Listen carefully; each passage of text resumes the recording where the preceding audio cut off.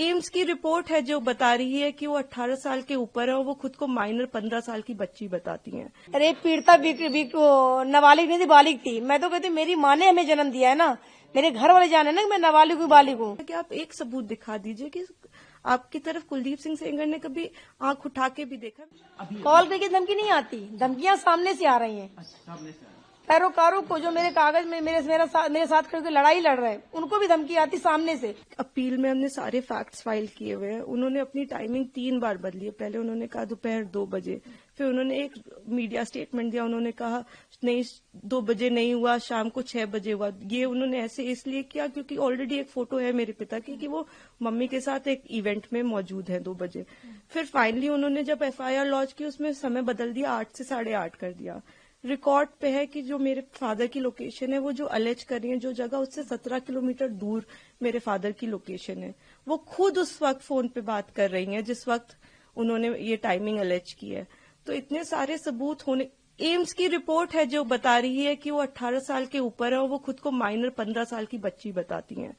मैं बस ये आपके माध्यम से कहना चाहती हूँ कि मैं समझ रही हूँ कि आपकी भावना एक तरफ जुड़ी हुई है क्योंकि आपने ये सारे फैक्ट शायद कभी सुने नहीं है और ना किसी ने हमें नहीं अप्रोच किया कि आप अपना आपके फैक्ट्स क्या है। किसी ने उनसे कभी पूछा कि आप एक सबूत दिखा दीजिए कि आपकी तरफ कुलदीप सिंह सेंगर ने कभी आंख उठा के भी देखा। मैं कह रही हूँ अगर वो दिखा दे तो फांसी दे दे, लेकिन आप इस तरह का अनड्यू प्रेशर बना के, वो उन्होंने क्या किसी को पता है कि वो एक पॉलिटिकल पार्टी से एसोसिएटेड है। 2022 में उनकी मां ने विधानसभा का चुनाव लड़ा हुआ है उन्नाव से। ये सब चीजें वो नहीं बताएंगे क्योंकि वो सब चीजें उनके नैरेटिव को सूट नहीं करता।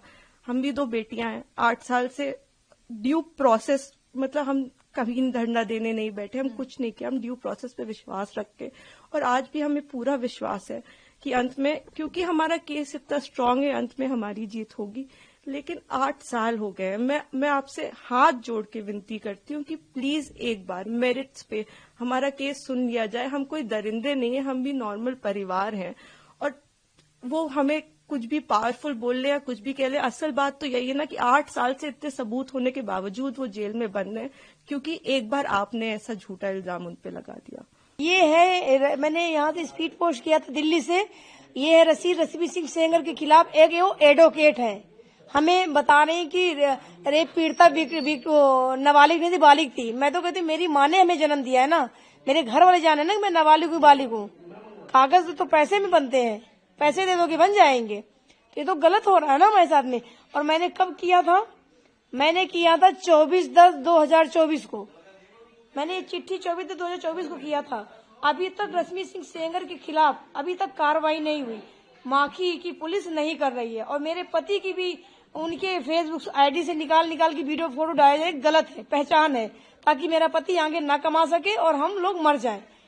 तो मेरे बच्चे कहाँ जाएंगे? तो गलत हो रहा है ना। इनके सबके ऊपर कार्रवाई मैं अपने योगी आदित्यनाथ जी से, महाराज जी से यही गुहार लगा रही हूँ कि इनके सबके ऊपर कार्रवाई करें और CBI की जांच कराएं, ताकि ये रेप विक्टिम की फोटो क्यों रिलीज की जा रही है।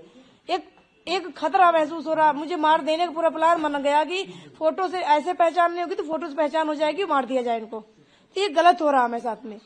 ये मेरी आवाज मेरे महाराज जी तक पहुंचाई जाए ताकि गलत ना हो, मुझे सुरक्षित किया जाए ताकि मैं अपनी ताकत से लड़ाई लड़ सकूं।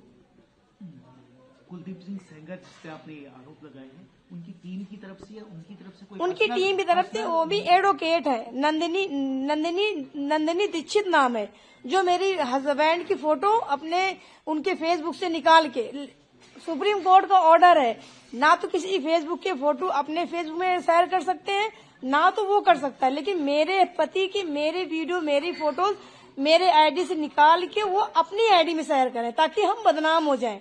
जो गुंडे लोग हैं मैं पैसे देके मरवा सकूं। तो ये बहुत बड़ा मेरे साथ अत्याचार हो रहा अभी भी।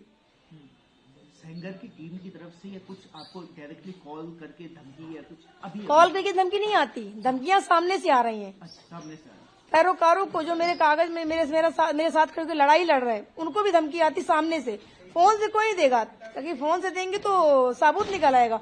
सामने से धमकी देके निकल जाएंगे रास्ते से। कब तक बचोगे? एक दिन तो तुमको उड़ाना ही उड़ाना है।